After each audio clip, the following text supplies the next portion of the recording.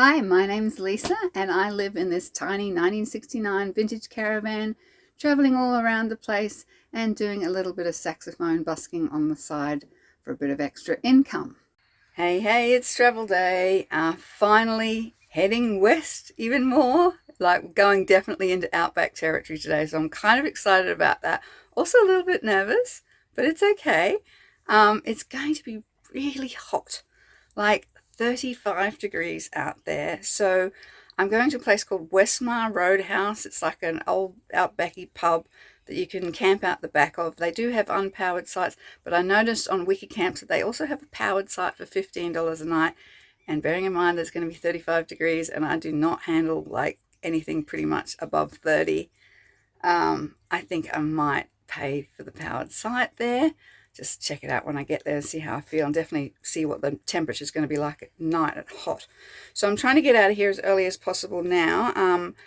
And I just wanted to show you my little electrolyte drink, because I know you'll be watching lots of channels and they're like, sponsored by LMNT, like Element, you know, the electrolyte company that seems to be really big on pushing their product via influencers and social media. Nomad channels push it, carnivore channels push it. I think it's crazy because I make my own and I only do it like when it's going to be hot and I'm going to be sweating a lot like today and I'm on the road. I need some electrolytes just to make sure I'm drinking enough water and maintaining my water. So I'll show you how I make mine. I have shown it in previous videos, but for those of you who haven't tuned into me before, I'll give you a demo and how easy it is with ingredients you probably have around your house. So first step is squeeze half a lemon into a cup of water. Like that. I'll save that other half for tomorrow. Check this out. I've got more lavender. This place had lavender everywhere, so I've just been hanging lavender around. It's just been absolutely beautiful. Okay, so the next ingredients that you will need, I usually just keep them in my little pantry up here in little jars. I've got salt, just regular rock salt. Any salt will do. I have a little jar that I've put aside of my Epsom salts, which is magnesium, which I use to do a foot soak, give myself a little petty spa sometimes, and I just put a little bit of it in a container to use for my electrolytes mix. The other ingredient, again, which I also use for other purposes but is good to help me with my bone density, is borax. A little pinch of that. I keep that in a separate jar. And the other ingredient is cream of tartar, which is potassium. So when they talk about you need equal amounts of potassium, sodium, magnesium, that's the main thing. Oh, you know, and the benefits of Element is it's because it's the perfect ratios. Bottom line is your body knows what the perfect ratios are and what it'll use, what it needs, and pee out what it doesn't. So I put about 10 grinds of that, 10 shakes of, you know what I mean. What do you call it? When you tip it upside down and just go 1, 2, 3, 4, 5, 6, 7, 8, 9, 10, maybe a bit more because it's going to be hot, 11, 12. And you would think it tastes disgusting, but it's actually very pleasant. And then the rest of it, a spoon. Okay. Again, no measurements required. Don't worry about it. Your body will know what to do with it. Probably put about, what is that? A quarter of a teaspoon, not even.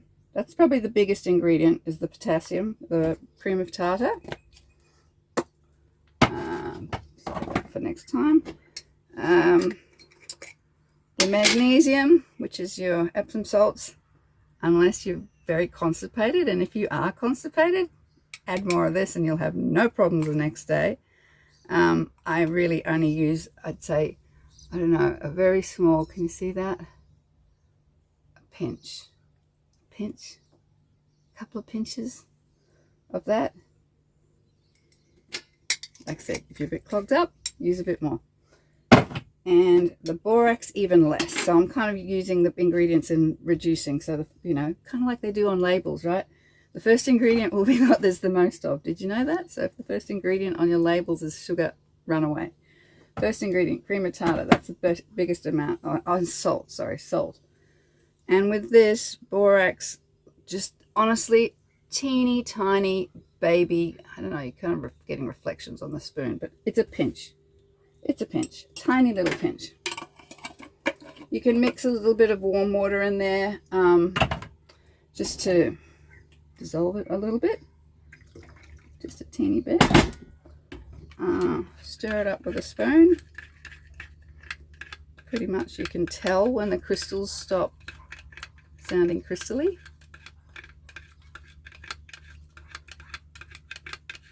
It dissolves pretty easily. And no sweeteners, flavoring required. Even that element stuff has got like maltodextrin in it, which is actually kind of sugar, so watch out for hidden sugars that have hidden names. This is nature. Like, there's nothing artificial in it whatsoever. You don't have to pay for packaging. It's easily accessible. Take it on the road with you. Don't have to do it every day, but you know, as required. I tend to do it first thing in the morning on an empty stomach. I think it's a really good liver cleanse as well, you know, just like, I don't know, it just feels like a good thing to do in the morning. It feels healthy. And yeah, I don't usually eat my first meal until around 11 o'clock midday, so this will sustain me until then.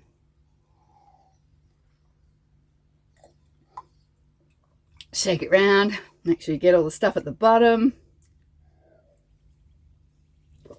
Done. Give your mouth a little bit of a rinse out, because my dentist told me that apparently I had ridges on my teeth because I used to drink this in the morning and then brush my teeth straight afterwards. Not a good idea, because I was wearing away the enamel and he had to actually fill in ridges for me. So now he says, yeah, don't brush your teeth after you drink lemon drinks. And if you're drinking lemon drinks, make sure you have a swish around with just normal water and use your saliva, which is quite alkaline, to get rid of the acidicness in your mouth. So yeah, anyway, better get ready. You know, wind legs up, cords, blah, blah, blah, blah, blah, that kind of stuff. But I'm kind of excited. Fueled up.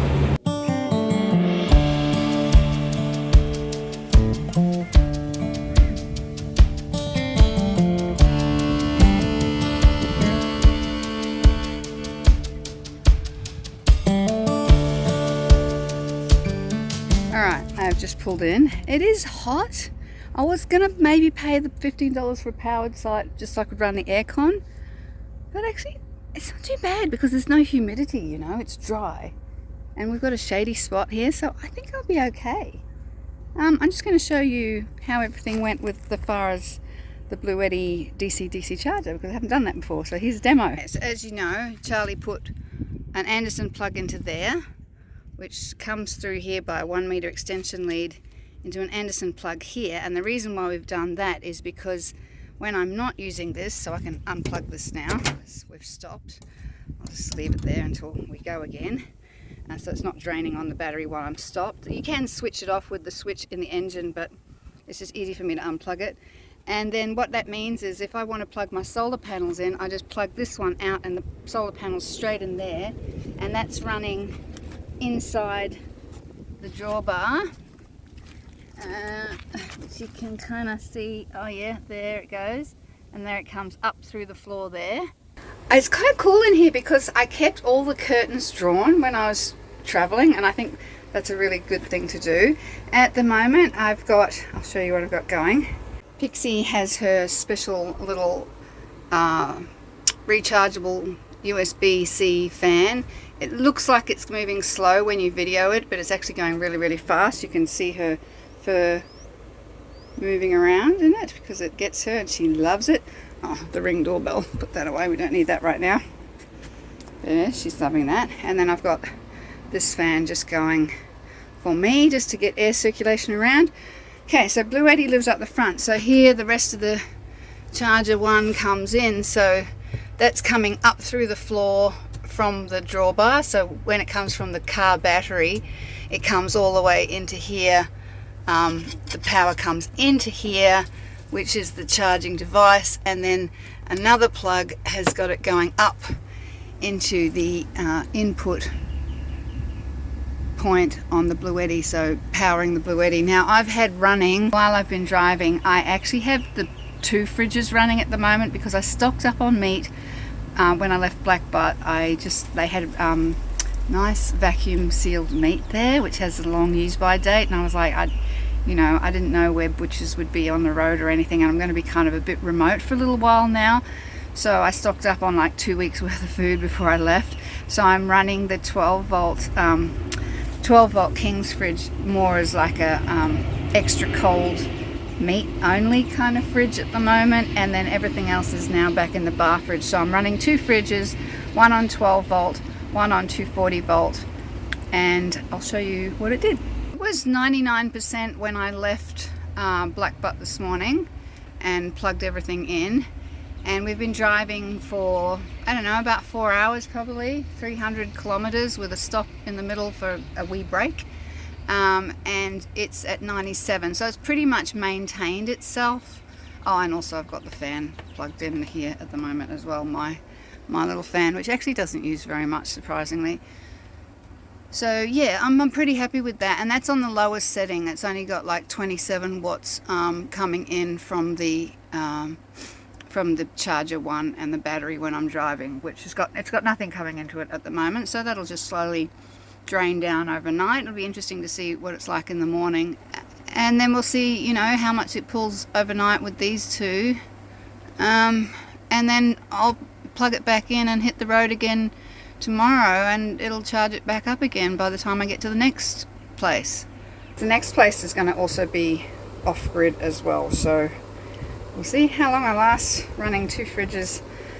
Got up a bit quickly, a bit dizzy. So anyway, I had a cold drink somewhere. Oh yeah, that's right. I found this, these were on special for $2 from the Spa supermarket at Black Butt. Sparkling coconut water with no sugar added and no artificial flavors or anything, and fizzy coldness, refreshing. I put that one in the little freezer section of my fridge just so that when I got here, if I was hot and bothered, I could have a nice cold drink, and it's got icy bits in it, so it's really good. They got all this space here for camping, free camping, and at the moment I'm the only one here, and it's like 4:30 in the afternoon, and it's just beautiful. I love this spot. Check it out, look at all the bras. This is hilarious.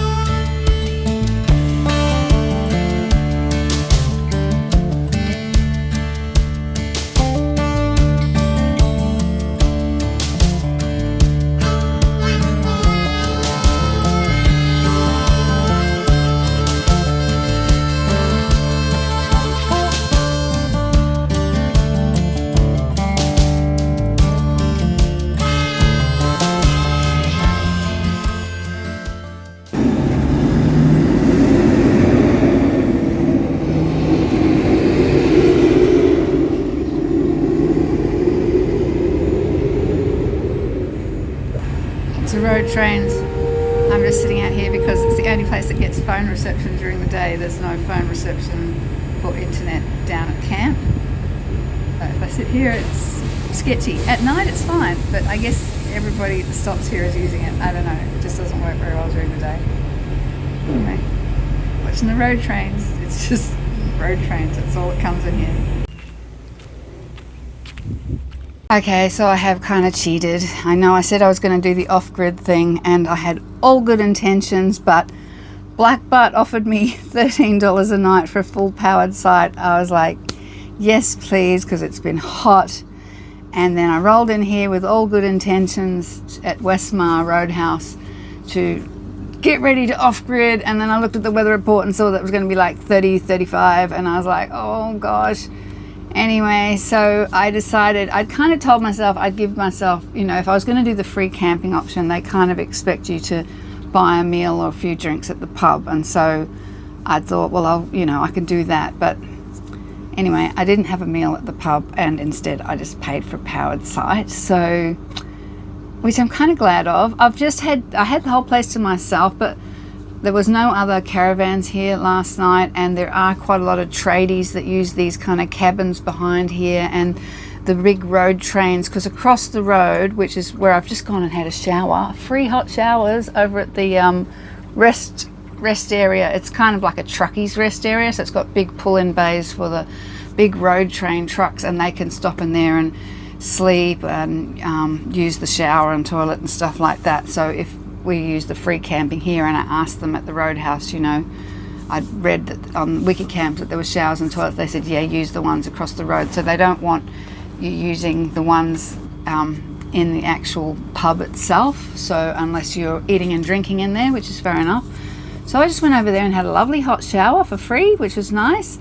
$15 a night I'm paying here for the powered site, and I have got the aircon cranking at the moment because it is quite warm. And Pixie she's like me, we just don't cope with extreme heat. Meanwhile, 2 other caravanners have turned up. They're over that side where there's no power, and they're just sitting outside on the deck chairs, probably looking at me like I'm some kind of princess because I'm sitting in here with all the windows and doors shut and the aircon on. So I'm gearing up for it, guys. I am. Like, my next stop is going to be completely off-grid, no power options at all. That's why I sort of thought, yeah, these few days, I've paid for a second night here tonight. I'll stay a couple of days here, and I'll head to my next stop tomorrow via St. George, because St. George has got a potable water tap at the visitor centre, so I can fill my water tank up again, and also a petrol station that does 95 or 98 petrol, so I'll fill up there, and then I'll start heading down, slowly winding my way down towards Lightning Ridge area. So that's the kind of tentative plan, but I'm really winging it. As far as if I like a spot, I kind of play it by ear how much I feel like comfortable staying here. I did walk through the pub last night, you know, just to sort of suss it out, and I was like, I don't know, I just didn't feel comfortable, especially because there were all those truckies there, and it's not easy when you're a woman on your own and you go into a pub by yourself. There's kind of like this assumption that you'd rather not be on your own, that you're looking for somebody. So you either get hit on by guys and absolutely glared at by women, or you just sort of feel awkward and uncomfortable. And most times I'm totally happy to do my own thing and be by myself, but it's just that particular environment where there's alcohol, and I'm not a drinker. I've never been a drinker. I might have a glass or two for special occasions, very occasionally, but not like a socially casual thing at all. So it's not really my world, and I don't really enjoy being around people that are drunk and annoying. Honestly, I'm just happy to hang on my own, and that way paying the $15 kind of had a double bonus for me. It was, I didn't feel obliged to go in and partake of the meals and drinks, and also I felt a lot safer because, you know, I've been talking about the safety element. Like, there's more to paying for a powered site than just the fact that I can run my air conditioner when it's hot or my heater when it's cold. It's also a safety thing. It means at night I can keep the windows and everything locked and shut, and I feel a bit safer. And especially last night when I was the only caravanner here, and I was the only single female, and across the road was full of road trains with male truckies, and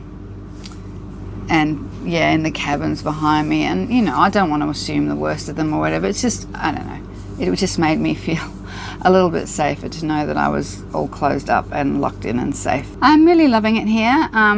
Yeah, I'm country-fied up now. Look, I've changed got my U-Butte country hat that I bought at Warwick. I think I bought this hat at Warwick. Actually, I've got a hat in there that I bought at the Warwick Rodeo as well, which is really cool. It's a statesman hat, but this one's just really comfortable and easy. So I wore that yesterday as well. So I'm blending into the country probably a little bit better than the short skirt and singlet that I was wearing when I first rolled in. I was like, as soon as I rolled in and saw all the truckers, and I was like, and what I just told you, I was like, yeah, maybe I'll just go back to jeans and a shirt for now. Isn't it silly that I have to amend myself like that? But I don't know. I'm not trying to draw any attention to myself, which I know I really probably shouldn't have such a Larry rig, but I'm really tucked in behind the trees down here. Like, you cannot see me from the truck rest area really, unless you walked all the way over here. You wouldn't notice I was here. I made sure I'm well out of sight of them, so I feel safe. Like, it's not like I don't feel safe. It's just I just feel a little bit self-conscious. That's probably the best way to put it. More self-conscious than unsafe. Look, I have learnt to protect myself in ways like, you know, not putting myself out there as much, not dressing pretty like I used to dress pretty all the time, toning myself down, trying not to draw attention to myself, locking all my windows and doors at night. I have had people, drunk men, banging on my windows and doors at you know, free campsites and places where they'd obviously been drinking, and you know, I was like chatting to them because we were fishing, you know, like I'm a friendly person and I'll chat to somebody because we're fishing.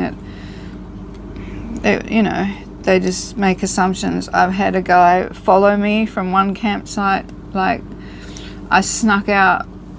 He flat out asked me, like, actually no, he told me. It's like, oh, you seem like a really nice lady, because I was chatting and we were friendly, and he said, you seem like a really nice lady. I'd like to spend the night with you tonight, like as if he was doing me a favour. And I was really shocked. I says, mate, have you not seen the rule on my wall? Which he wouldn't have, because I wouldn't have let him in. We were only sitting outside. Girls' rules. Rule number 1, no boys allowed. There's never been a man in this bed in my caravan here with me. Anyway, yeah, I was like not interested, and then I felt so uncomfortable and awkward, and we'd already discussed, like, which way are you heading? And you know, we were heading in the same direction. It was coming up the Newell, Cunningham, heading from Westmar along to Narrabri, I think it was. And I was like, yeah, I'm camping, you know. Oh yeah, me too, you know. Anyway, after that awkward encounter, I got up super early the next morning, like 5 o'clock, and luckily it was one of those drive-through campsites, so I was already hitched up, and I remember sneaking out of that caravan park with my lights off, like hoping he wouldn't notice that I left, just wanting to make a head start, and hoping like crazy that out of the 4 caravan parks in Narrabri that he wouldn't be staying at the same one that I was staying at. Rolled in, was on the phone to my daughter, and yeah, bang, bang, bang on the door. Hey, Lisa, you know. I was like, oh my God, I couldn't believe it. He didn't even get the hint from the night before. He didn't get the hint that I'd snuck away first thing in the morning, and still came knocking on my door. Another incident I've had,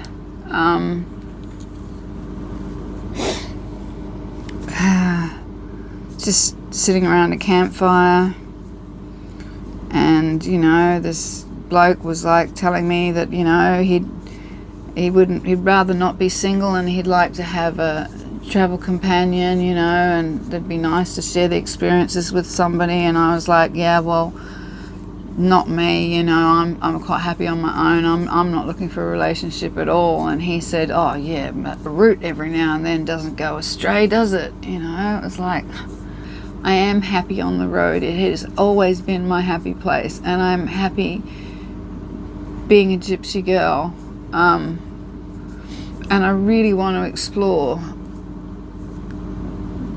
when it's not so hot. I was going to go further, like north into like Outback Queensland, like Winton and Birdsville and places like that. I really want to do that route as well, but I've left it too late in the year now, and it's starting to get warm too quickly up there for that. And also there's this kind of, you know, I haven't been there before, and I'm a woman on my own, and I just don't know, like I don't know how comfortable I would feel. And safety is not just, you know, a fear of being physically attacked. For me to not feel comfortable or at ease in the company of other people, because I'm, you know, because of the way they talk, or, you know, it's the way they talk. It's a well, yeah, but, you know, root wouldn't go astray. That kind of objectifying, sexualizing kind of, it makes me so uncomfortable to have to deal with that as a woman on my own. I've been dealing with that like a long time, you know. Gosh, this has gotten all deep and personal. This is just meant to be about Lisa's Outback adventures and camping at the back of an Outback pub, and now I'm telling you like really revealing shit about myself. So I think I'm going to call it quits here. I will take you over and show you the desolate truck stop rest area road train craziness that is over the road there where the shower was. I was a little bit self-conscious. That's why I went and had my shower in the middle of the day, because they kind of roll in the afternoons. They'll start rolling in now and then they roll out in the morning. So I was like, looked across and was waiting till there was no trucks actually there so I could go over and have my shower there, because it's just, you know, like one shower, one toilet for girls, and one shower, one toilet for boys, and then a disabled one down the end. And it's a very basic kind of donga box kind of amenities block, not super private, you know what I mean? So yeah, I kind of snuck over there and had my shower as quickly as possible. And then while I was there, a big road train did actually pull in, and which is funny because then when I got out of the shower, he was pulling out, and I just stepped out of the shower and I'm all beautiful and clean, and then this big road train, I'm walking back across the here, and this road train, you know, on the gravel in the driveway, dust everywhere. I was like, thanks mate, I just washed my hair and now you're making me all dusty. Oh my goodness. Anyway, it is what it is. This is the pub here, and I'm right down there behind the trees. There's little cabins. That's the actual pub, beer garden area there. And then across the road, it's like a four-way intersection up here on the highway, but across the road here is the rest area truck stop. And strangely enough, there's people in caravans camping over there, which is crazy because these trucks are here all night with their generators running. I would not want to be here. So this is the four-way intersection. So we've got St. George, Dalby, I can't read the other one, Mooney, something or other. I got to cross quickly because the truck's coming, and I think he was waiting for me. So yeah, crazy caravan is up there. Why would you? I don't even know. Look at this road train. Pretty much all you get around here is road trains, like road train, which is like big trucks with 3 carriages. Like there's another one, and this is the toilet block, and there's rubbish bins here, which is good because that's where I'm going, because I need to dump my rubbish, and lots of rubbish bins. Very basic toilet block. You got disabled, ladies, gents, and this is where I had a shower today. So there's like one toilet in there, and yeah, very basic, not particularly clean. I think the water is like bore water or something, because it took me a really long time to rinse it out of my hair. It was very soft water, but yeah, and lots of mosquitoes in there. So yeah, that's basically it. Very simple, and a short walk across the road. And now I'm going to go back to caravan. Here's a little bit about the history of the Mooney Highway, Dalby to St. George. That's what I'm doing. And I thought this was interesting, how Westmar was named. Westmar is a small town at the crossroads of the Mooney Highway and the Meandra Talwood Road, 116 kilometres west of St. George. The Anderson brothers, owners of Western and Maranoa transport companies, opened a fuel depot and rest stop for their truckies at this intersection. The name Westmar was derived from Western and Maranoa Transport, Westmar. They don't tell you what year that happened though, but there you go. There's an old truck picture, which is kind of cool. These caravanners over here are going to really regret not going behind the pub, because these trucks just roll in and out of here like that all night long. They just roll in, roll out, park up, run their generators. Like, I can hear them from where I am, and I'm all the way over there.